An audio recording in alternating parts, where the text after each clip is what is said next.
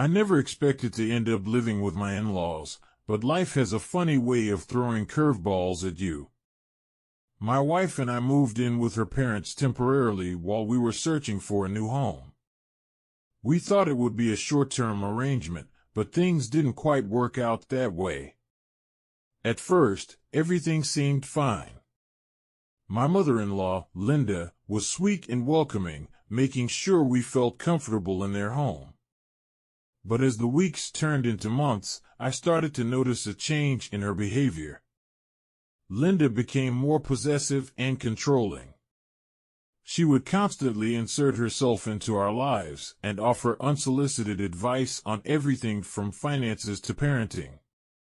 It felt like she was trying to assert her dominance over us, as if she couldn't stand the idea of her daughter being independent.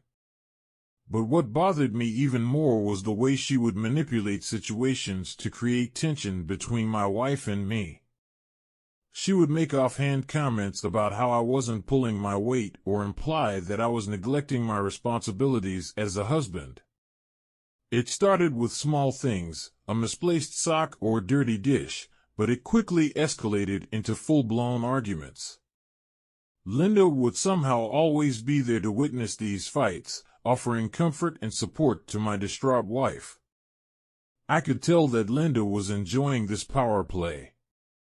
She relished in the opportunity to play the doting mother while simultaneously tearing down our relationship.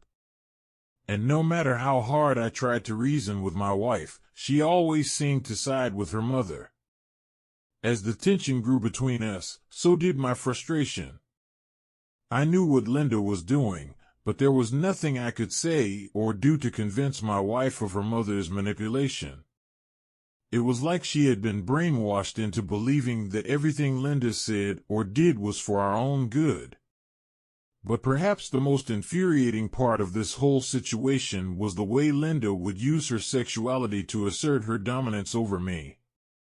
She would wear revealing outfits around the house, intentionally flaunting her body in front of me. At first, I tried my best to ignore it and not let it get to me. But as the weeks turned into months, I found myself becoming more and more drawn to her. It was like she had some kind of hold over me, and I couldn't resist her seductive charms. Linda knew exactly what she was doing. She could see the desire in my eyes every time I looked at her, and she reveled in that power. She would tease me with subtle touches and suggestive comments, leaving me craving for more.